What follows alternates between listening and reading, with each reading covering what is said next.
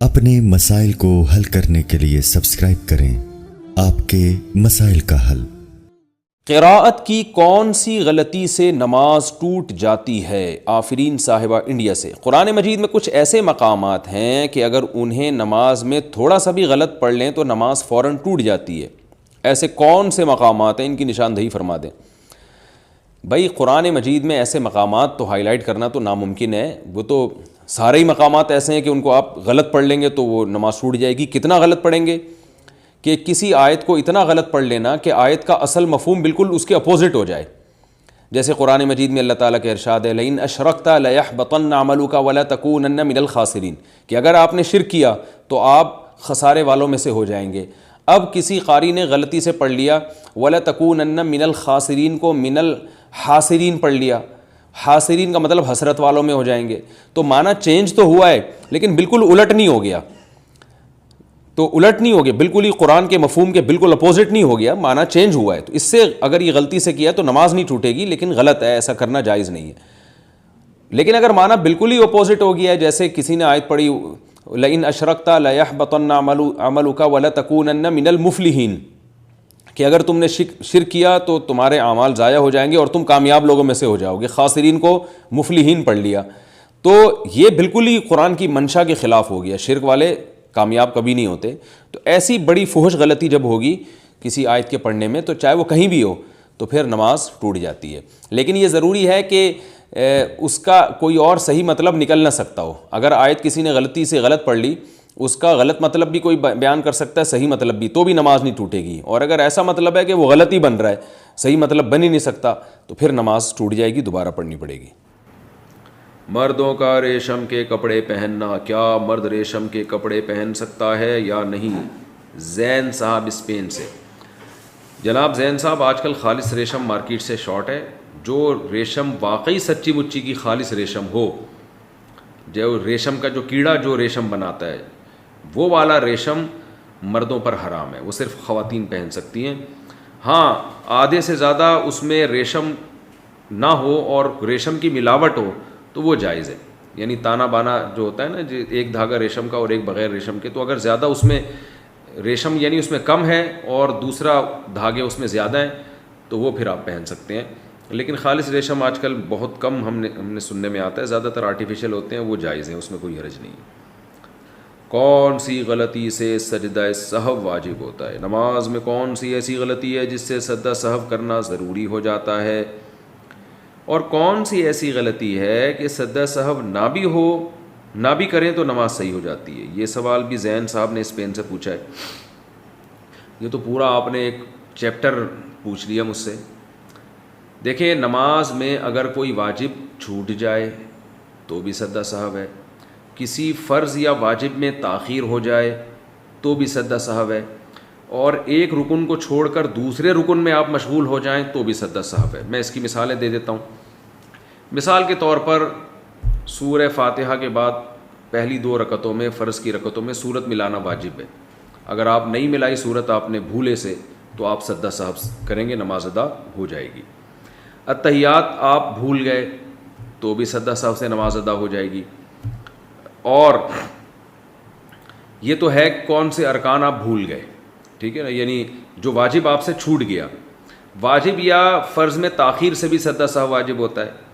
مثال کے طور پر آپ سنت مؤکدہ پڑھ رہے تھے، 4 سنتیں جو ظہر سے پہلے ہوتی ہیں، یا وطر پڑھ رہے تھے، یا فرض نماز پڑھ رہے تھے، دوسری رکعت کے بعد آپ نے اتحیات پڑھ کے کھڑے ہونا تھا، لیکن آپ کھڑے نہیں ہوئے بلکہ آپ درود شریف پڑھ لیا، آپ نے خاص مقدار تو وعلی آل ابراہیم تک آپ نے جو ہے نا اللہم صلی علی محمد وعلی آل محمد کما صلیت علی، یہاں تک آپ نے درود شریف پڑھ لیا تو تاخیر سے آپ پر سجدہ سہو واجب ہو جائے گا۔ لیکن نوافل میں تاخیر سے نہیں ہوتا، نوافل میں 2 رکعت کے بعد درود شریف پڑھ لیں تو بھی کوئی حرج نہیں ہے۔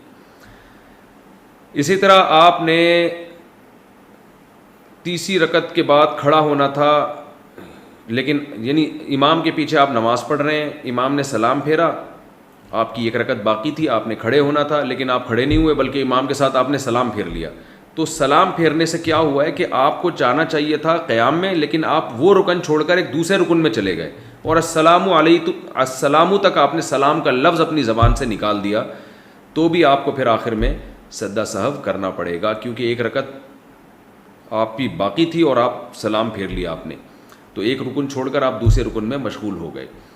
تو یہ کچھ احکام ہیں جو عام طور پہ لوگوں سے غلطیاں ہو رہی ہوتی ہیں، تو ان غلطیوں میں آپ سجدہ سہو کریں گے تو نماز ادا ہو جائے گی۔ اور اگر آپ نے نماز کا کوئی رکن چھوڑ دیا تو پھر سجدہ سہو سے نماز نہیں ہوتی۔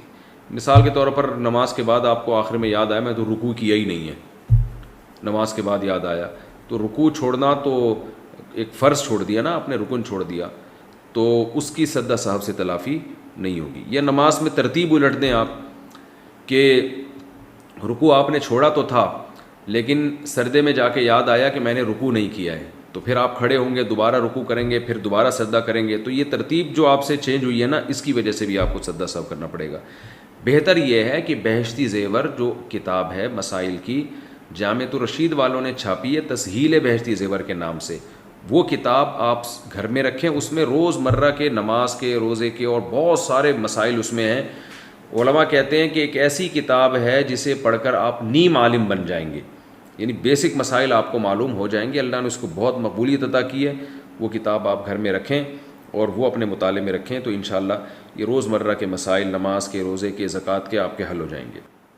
کیا دونوں ہاتھ استعمال کرنے سے نماز ٹوٹ جائے گی؟ کیا نماز میں دونوں ہاتھ استعمال کرنے سے نماز ٹوٹ جاتی ہے؟ دیکھیں، نماز میں کم سے کم حرکت کرنی چاہیے، وہ بھی جب ضرورت ہو اور جتنی ضرورت ہو۔ اس لیے جب ایک ہاتھ سے کام ہو سکتا ہے، آپ کو خارش ہو رہی ہے تو ایک ہاتھ سے بھی ہو سکتا ہے، تو دو ہاتھ کیوں استعمال کر رہے ہیں؟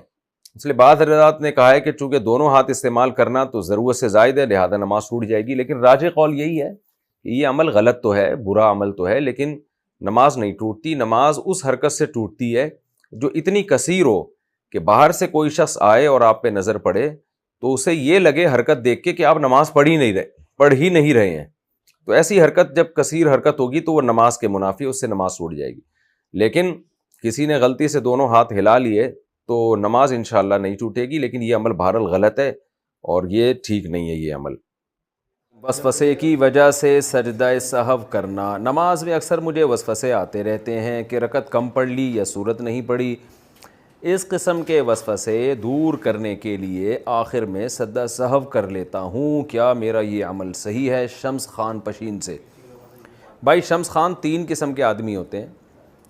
ایک وہ جن سے کبھی کبھار نماز میں غلطی ہو، ان کو شک پڑ جائے کہ پتہ نہیں 3 رکعت پڑھی ہیں کہ 4 رکعت پڑھی ہیں، تو ایسے لوگوں کے لیے افضل یہ ہے کہ وہ دوبارہ پڑھ لیں۔ اور ایک وہ ہوتے ہیں جو یہ ہوتا رہتا ہے ان کو ساتھ بار بار، تو ان کے بارے میں حدیث میں آتا ہے کہ نبی صلی اللہ علیہ وسلم نے فرمایا کہ فَلْيَبْنِ عَلَى الْيَقِينِ، کہ یقین پر بنا کریں۔ یقین پر بنا کا مطلب یہ ہے کہ آپ کو شک ہو رہا ہے کہ 4 پڑھی ہیں کہ 3 پڑھی ہیں، تو آپ نے 3 ہی فرض کرنا ہے ان کو، لیکن پھر 3 پڑھنے کے بعد کیونکہ ہو سکتا ہے یہ چوتھی ہو، تو آپ نے قاعدہ بھی کرنا ہے، اتحیات پوری پڑھنے کے بعد پھر آپ کھڑے ہو جائیں، کیونکہ ہو سکتا ہے یہ چوتھی رکعت ہو اب جب آپ کھڑے ہوئے ہیں، تو 5ویں بھی ہو سکتی ہے، چوتھی بھی ہو سکتی ہے۔ اس کے بعد پھر آپ نے اتحیات پڑھنی ہے، سلام پھیر کے سجدہ سہو کرنا ہے۔